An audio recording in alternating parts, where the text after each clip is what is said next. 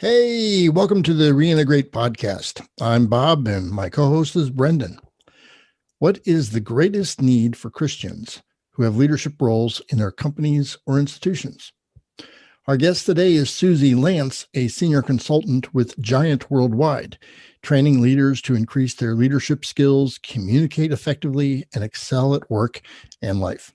Suzi believes that the greatest need is for leaders to become healthy themselves, to know themselves, to lead themselves, for the sake of loving those they lead, to become all God wants them to be. Let's jump right into that conversation.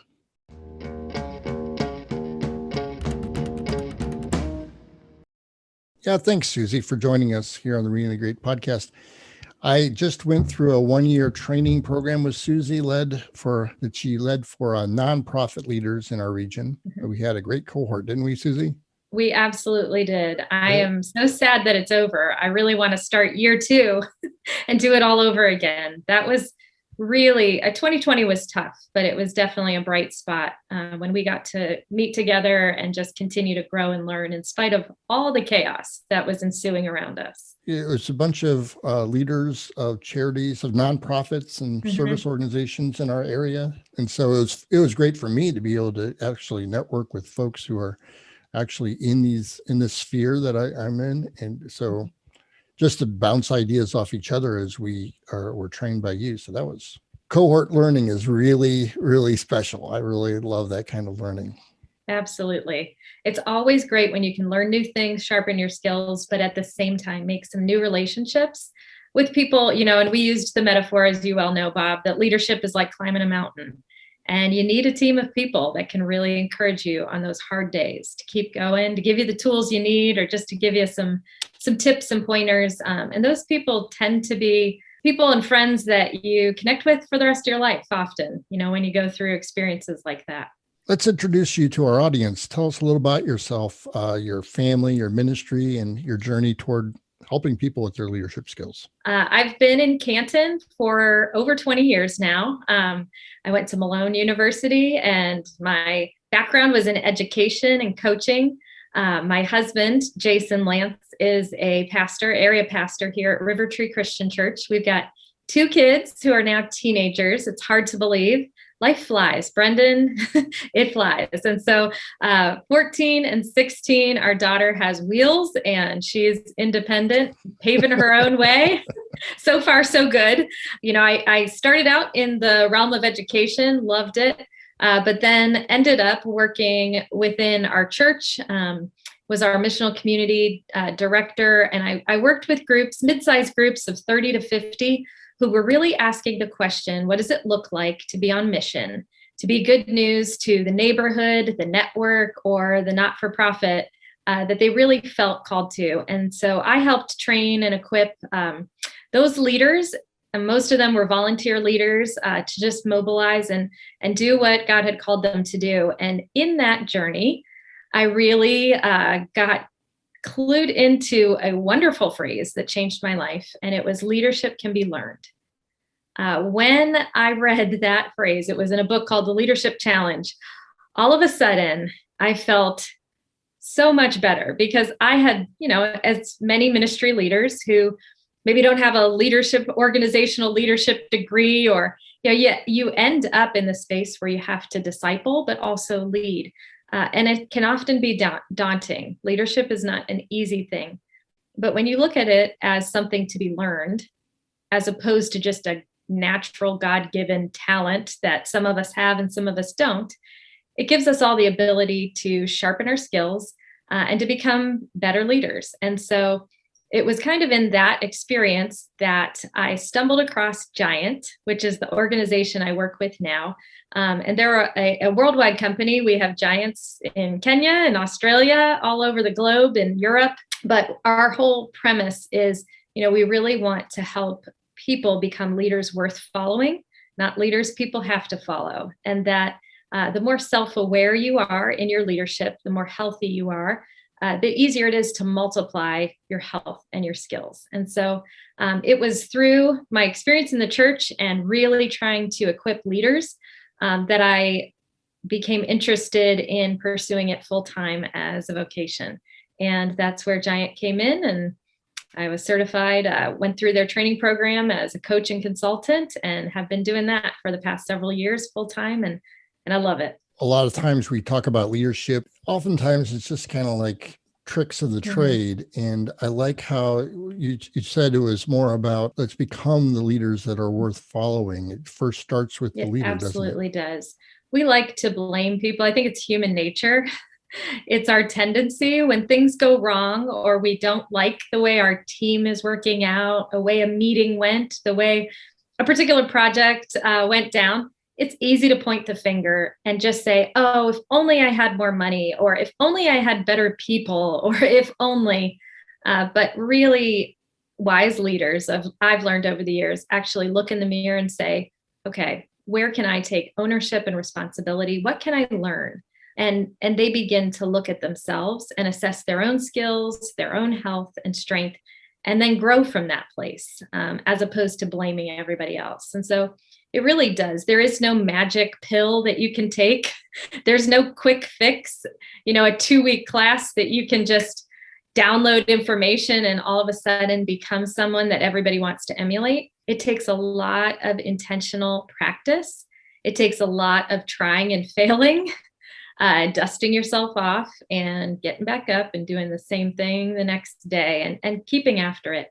We become, and I love the way you highlighted that, it's not something that just magically happens. We become as we are intentional to grow. We've all worked for bad bosses. It's like, I just remember someone I worked for, and he would like quote little dictums that he read in a John Maxwell book, but he was never a great leader. The truth is, leaders are being watched all the time.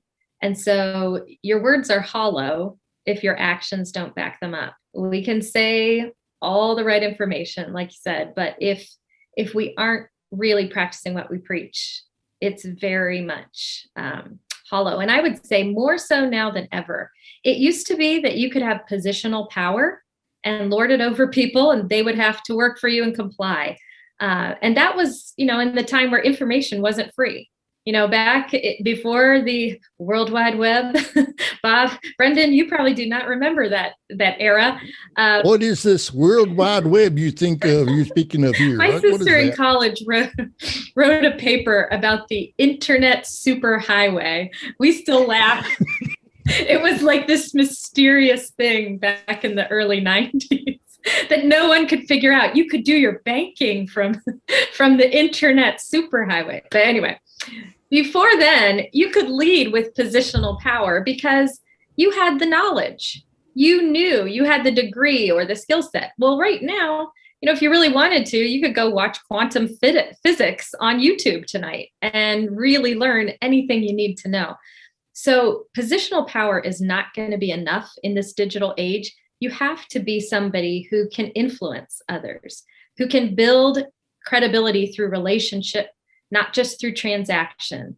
And that's where we're seeing a ton of turnover. The millennial generation, they get a bad rap, but honestly, they're looking for people that are worth following. They know life is short, and they can research and see that there's better companies out there. So leaders really need to make sure that they actually have the integrity. And they're working on not just building transactional relationships. Here, I have a job for you to do, and here's some money, but actually learning to build through relationship and influence. And it's a different skill set. Positional power just does not work anymore. Most millennials, most people in their 20s, they're seeking, or at least they like to think they're seeking authenticity, right? People want to work for someone who gets it. Not just who gets it, but who treats someone with dignity, who treats them.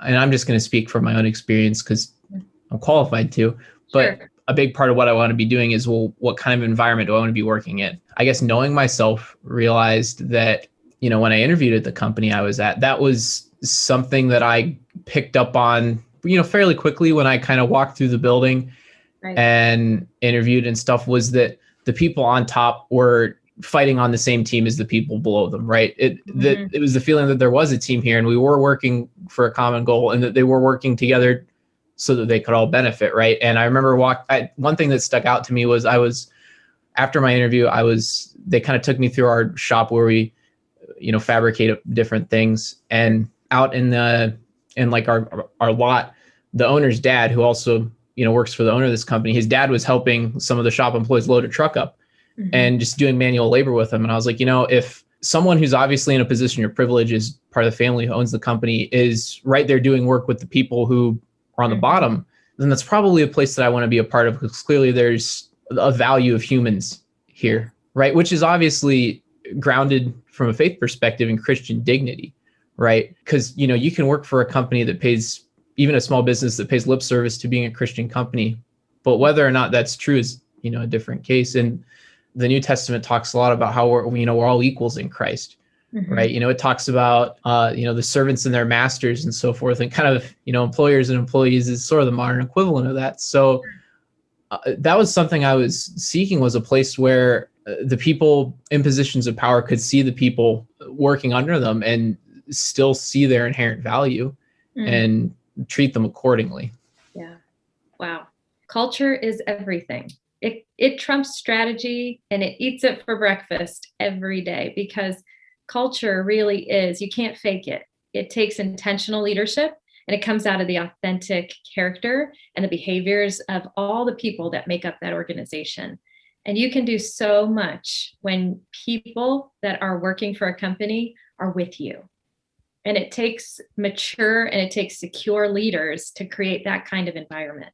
When there's self-preservation, when people are trying to just prove themselves and prove their authority or power, because maybe they don't have it all together, or they don't know everything in the leadership book. And I see that often, with leaders, it just creates toxins. And you said it right. It only takes one or two people who aren't healthy to ruin it for a lot of people, if they're not, just checked and given some accountability to maintain the same integrity that people from the top are. So I'm glad you're having that experience. Well done, finding a great position, because I'll tell you what, it is exponentially worth it to work in a company like that, as opposed to, another one where maybe they'd offer you more money. And I don't know, I'm sure you do just fine.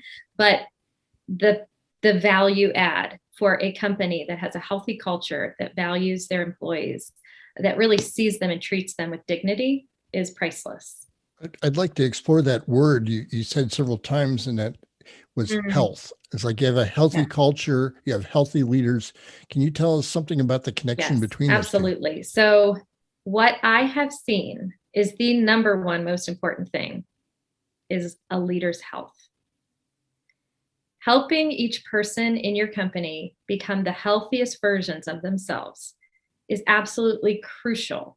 If you want to have great communication, if you want to have good relational trust, where everybody, really knows, hey, you're for me, you're not going to stab me in the back or try to take advantage of me. It brings alignment, which then leads to execution and faster and sharper performance. Then actually helps us grow as a company. But it really is the leader's health and each individual's health that is the foundation to really start. And really, how do you begin to assess people's health? How do you begin to give them health? It starts with self-awareness. They need to know themselves first, and to be able to gauge. We use a tool called the Peace Index to really ascertain that information. Like, where are you struggling? Where is it that you're unhealthy, and what can we do to actually get you back on track? So everybody listening to the podcast, think about that, your Peace Index. Tell them the 5 Peace Index indicators, and everybody, as she lists them, give yourself a score. What, 0 to 10 or 1 to 100, and you can average it however you want to do it. Okay, so there's 5 P's that we look at. The first is purpose. You have a reason to get out of bed every day. And are you excited? When that alarm goes off, do you look forward to the work you get to do, the people you get to be around? What's your purpose score? What would you give that? The second is people. Who's in your life? Are they pouring into you? Are there people that you get to pour into? And then do you have some peers that you just love hanging around? They add to the enjoyment of your life. They sharpen you and they remind you, but they're kind of those peers. So do you have people who are looking out for you? And do you have people that you are pouring into? We need all 3. In the church world, it's like, you have your Barnabas, your Timothy, and you have your Paul. And make sure that you have enough people in your life. Are there certain relationships that are really draining you right now? It's important to note that. So your people score, what is that? Your provision, that's the next. Do you have enough to meet your needs? Do you have enough money to meet your needs and some of your wants? What is enough? It's a really important question that each of us need to ask ourselves. What is enough? And do I have enough provision to pay off maybe student loans you might have, or to cover your rent or your mortgage, put food on the table? Is that always a stressful thing? Or do you have enough? When it comes to provision, what is your score? Place is the next one. Where do you live? The home you live in, the apartment you're renting, the way your car is, if you're traveling all the time, if your car looks like a train wreck and you hate it. Place, the city you live in, Northeast Ohio, man, in the winter, that drags us all down a little bit because we have gray skies. But what is your place index? The place you find yourself most of the time. Do you love it? Do you hate it? What score would you give that? So Brendan lives in Ohio and he drives a Subaru. What does that mean? How do you score yourself on that? It depends. I don't know. Pretty low. Sorry, Brendan. The Subaru is his choice. So it's safe car for the outdoors, have some hiking adventures. You haven't seen mine. Yeah. Not everyone makes choices that are good for themselves. All right. Well, see, this might be a place you need to dial in. It could be robbing you of some peace. And the last one is physical health. So physical health, sometimes that's not in our control. Sometimes we have a diagnosis or you're struggling with an illness. But other times there are definitely things in our control when it comes to our physical health. Are you going to sleep at night at a decent hour? Are you getting your 8 hours of sleep? Are you drinking enough water? I mean, sometimes it's as simple as that. People are dehydrated and they're walking around feeling like slugs. Well, our body needs water. Are you eating healthy? Are you exercising? Those things are really important because they will rob us of our peace. I'm in my running clothes because I had to go for a run this afternoon. I hadn't run in a couple of days and I just felt it. It was dragging my peace down and I knew I needed to do that. So what would your score be? When you think of those 5 places, the purpose, your people, your provision, your place, and your physical health. When you think of your scores and then average them out, what's the average? And we usually do it on a 1 to 100 scale. And we say, if you're sitting below a 70 on average, it's not a good place to be. That's going to get you a D in school. And that's not gonna be healthy. So let's up that. Let's figure out which aspect of your peace is being dragged down. And so it really gives us, instead of just asking a person, hey, how you doing? Most often people will just say, I'm okay, or I'm good. When you say, what's your peace index? As a leader, you can really help them. You can help them stop and think through what might be dragging me down and what might be a step into greater health and peace. I just went through that Giant training and there were a few leadership nuggets that I was hoping to share with people. We talked about the peace index. The mantra of Giant is know yourself to lead yourself. Yes. There's like a flow for that. Can you help us understand that? Mm-hmm. Yeah, the know yourself to lead yourself tool. We use all visual tools in Giant. So the visual tool there is actually an infinity loop. And it just is back and forth. Know yourself to lead yourself, because we know it's a lifelong process. Every new person, every new opportunity, every new job, every new project is an opportunity to know yourself, to lead yourself. And it's all rooted in the idea that all of us have tendencies that are hardwired into us. They're kind of preferences from our earliest development that we chose that have become tendencies, that have patterns. We do them unconsciously over and over and over and over. And if we're not aware of them, they'll lead to our actions. Those actions then will produce consequences. Sometimes the consequences are good. If the tendencies are good, we'll lead and we'll have actions and then we'll have decent consequences. But that shapes our reality. Sometimes the consequences are not great. And then our reality becomes unfortunate. And so often when people are stuck in a reality they don't like, what's human nature, and we alluded to this earlier, we like to blame everybody else around us. I don't like my current reality, and it's Ohio's fault because it's never sunshiny. And so that's why I'm miserable. We blame the weather. We blame our, families. We blame our bosses. But the truth is, with that infinity loop, the idea of know yourself to lead yourself, if you just look back in the mirror and say, okay, what are the tendencies that I have that have caused the consequences that are now shaping my reality, makes it a lot easier to begin to make some difference and make some change in your reality. So therefore, there's always hope. There's always hope if you're brave enough to look in the mirror, look at your tendencies, and take some action. Important towards leaders becoming healthy is the core process. Mm-hmm. And I've actually used that with students now. Nice. I explain that to folks. Mm-hmm. Yeah. So, one big thing, and in discipleship or in leadership, we know that information can only do so much.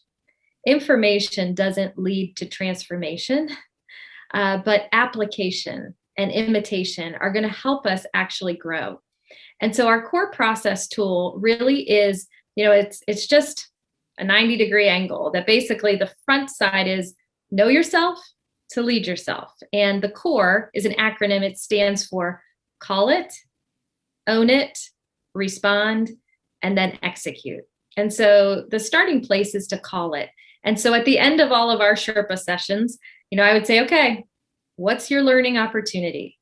We just walked through some leadership ideas or principles, but what specifically do you need to grow in? So when we call out, a learning opportunity, that's just identifying it. Often we don't make it clear. We just feel like, I'm just not good at this. I hear people all the time say, I just can't communicate, or I can't get my ideas across. Well, what specifically? What do you need to work on? Call that out. What's your learning opportunity? Then owning it is a really important part of transformation. Often we just beat ourselves up and think, I'm so stupid, or how couldn't I do this, or what's wrong with me? Everybody else can learn this quickly, or nobody else seems to struggle with it, but I do. There must be a character flaw in me. Gosh, I'm worthless. Or we don't really take the time to think about who we are and why we're struggling with that particular thing. It's a very important part of the process. And the more we learn about who we are, the more self-awareness we have, the easier it is to own why we have certain growth areas and tendencies. And then the next part is crucial. This is where we have to take action.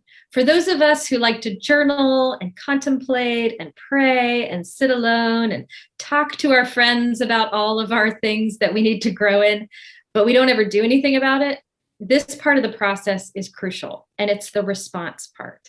So the R for core stands for response. You have to make a plan. What are you going to do to actually take action? What's your next natural step? And you have to be realistic. And that's why it's helpful to define this core process in a group. And then execute. What's your accountability and what's the deadline? That's the last part of that core process. And that's really important too. We need someone. We can have great intentions, but often without somebody just being in our corner, asking us about it, we won't take that action, particularly with some of the harder things that we're trying to grow in. So having accountability, having a deadline really can help us take action and actually grow. You're a Christian. Mm-hmm. I think you are. You're a pastor's wife, so you better be. I am. So be careful with those assumptions, Bob. Yeah, this is 2021. It is. Right. But it seems to me that there's Christian foundation to this core process. As a matter of fact, this is how it came into play. Let me tell you what happened this week with one of my students. My student was struggling with something, and the student was like, I think the devil's like getting at me and I can't handle it. And I don't know what I'm going to do. And I said, well, you're blaming the devil. Okay, let me give you an idea. First, you need to confess, call it. Mm-hmm. The C became confess. Yeah. And she's like, oh, okay, confess. But I go, but you know what you're not doing? You're not owning it. You can confess that it's a sin, but you're trying to give somebody else the blame when it's something you have to deal with, don't you? And so it's, and then R is this response. And I think in Christianity, that's our repentance. There's another R there. So it's time to repent. And then I'm going to come back to you and I'm going to ask you what you're doing, how you're doing. So this is the accountability, the execute you're talking about. Right. And so this is Christianity. It is. This is how we, as Christians, are supposed to change. This is just the normal rhythm of how we deal with the sin in our life and the brokenness in our life. We have to call that brokenness out, and we have to own that brokenness in order for it to be healed from it.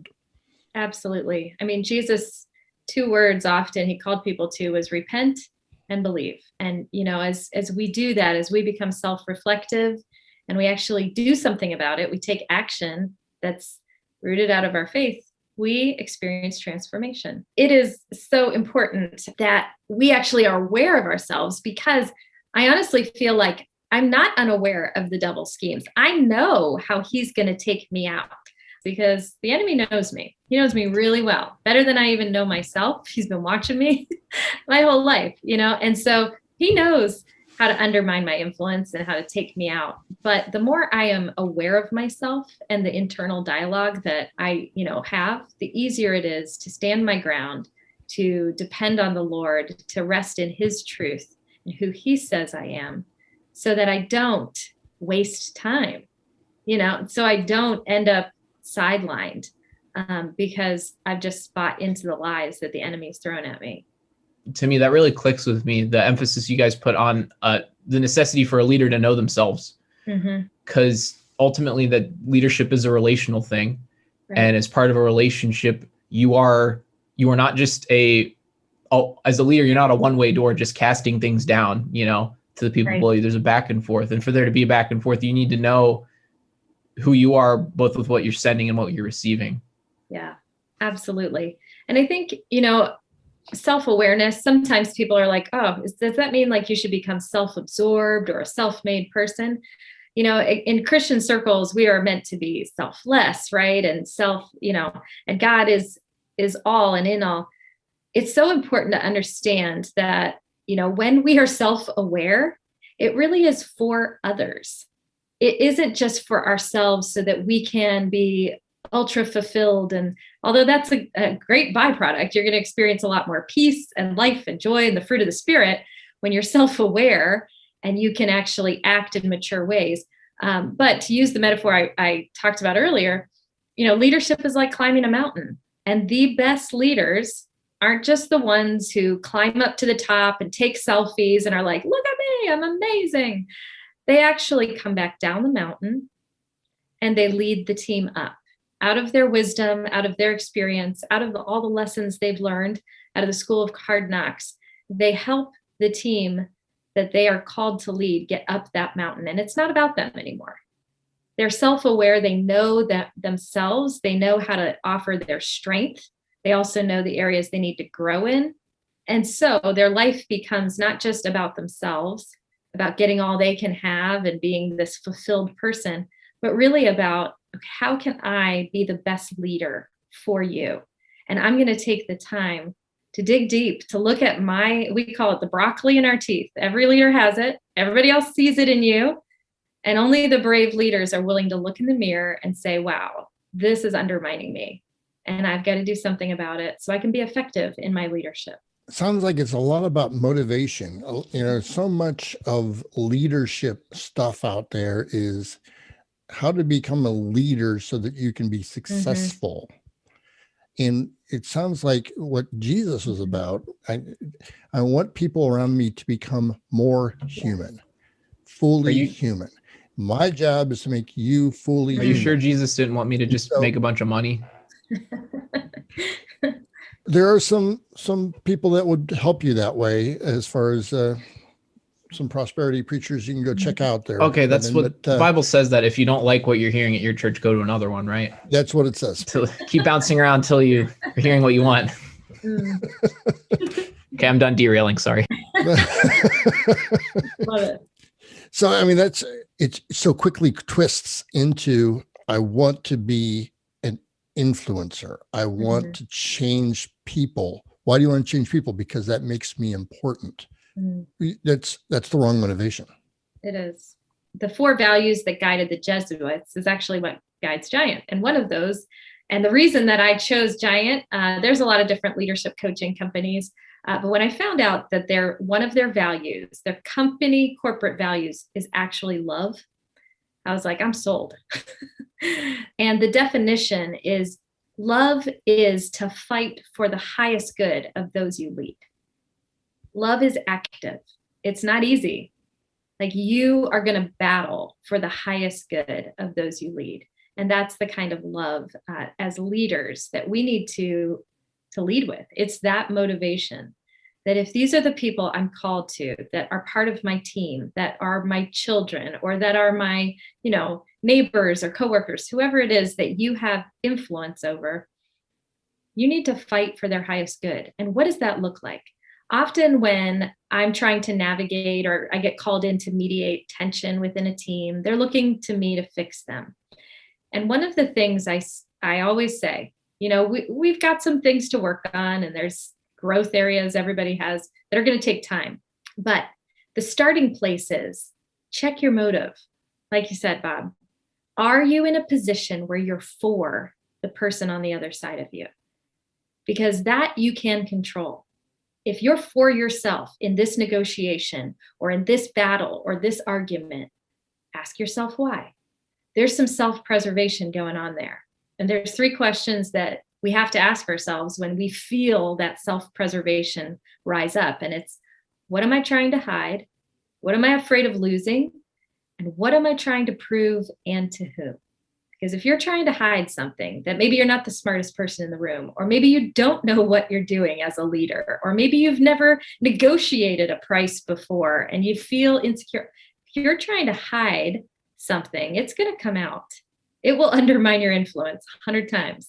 I have seen it so often. If you're afraid of losing something, and that's your motivation, and you're acting out of that self-preservation, chances are good you're going to lose that thing you're so afraid of losing. And the last is, if you're trying to prove yourself to a particular person, ask yourself why. And particularly as believers, look in the mirror and know you are a son or a daughter of the King. You have nothing to prove. And when you deal with those questions, when you wrestle down that self-preservation, you get to walk in this world as somebody who has nothing to hide, nothing to prove, and nothing to lose. And I'll tell you, that is freeing. It is the best way to live. That is the kind of freedom that Jesus came to give us. But it takes that self-awareness. It takes that honesty. It takes looking in the mirror and saying, wow, I'm not for the person on the other side of me. And that's why we are not getting along. That's why they don't respect my leadership, because I'm actually for myself. And it happens to the best of us. So Suzi, I'm, a couple years out of college. I'm 24 years old, Sure. A stereotypical, young person in the workforce. What would your recommendation be for, someone my age who might have some leadership responsibility, but is not a major influence in my organization yet, to prepare myself for greater leadership down the line? I'd say use every opportunity you have to grow your awareness, your awareness of yourself, your tendencies. I do something with my team, but also with myself, called a curbside review. Anytime you walk out of a meeting, anytime you negotiate a proposal, anytime you have a conversation, walk out of that and say, okay, what did I do really well? What can I pat myself on the back and be like, wow, good job, Brendan, you're awesome. And then what did I not do so well at? What was that thing that, I wish I could get a do-over? How would I do it differently next time? If you begin some of that self-reflection, you're going to be so much farther ahead, simply because you're going to know what you need to grow in. But then the second piece I would encourage you to do is become emotionally intelligent. There are great resources out there, but the more you can learn about how others are different than you, how they see things differently. And some of it you're going to just pick up through observation.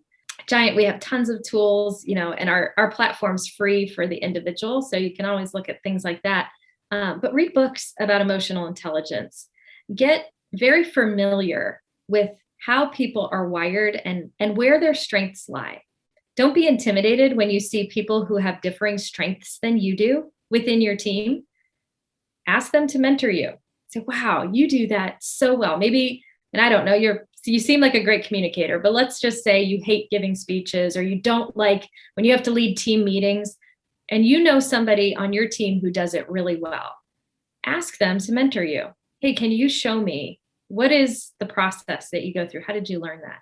Mature leaders don't just put up with differences, they learn to value them and recognize them. And it's incredible when you have leaders who are comfortable in their own skin because they know themselves, they know their strengths, they have accepted themselves, and they're willing to grow their weaker areas. But then they also have the capacity to identify the strengths in others that are different than theirs and really value those. So I would just encourage you, be aware. Awareness and observation is like the thing that sets great leaders apart. Well, thanks, Suzi, for spending some time with us on the podcast today. My pleasure. How can they learn more about Worldwide? Yes. So I can give you the link where everybody can access, the individual level. It has all of our content, assessments that you can do. There's a whole pathway called Leveling Up Your Emotional Intelligence. It's one of my favorites. If you're anxious and you don't want to look it up, it's giant.tv/Suzi, and you can see Suzi Lantz, Lantz. And so that'll give you free access for life to that platform. There's tons of live streams. Leaders all over the world chime in and share their things. There's pathways where you can grow everything from your self-awareness to, we have a DEI pathway. It's one of my favorites. If you're really interested in learning how to be thoughtful with diversity, equity, and inclusion, you can learn about that, all the 5 voices, and just tons of resources. It's been a pleasure. Appreciate hanging out with you guys tonight.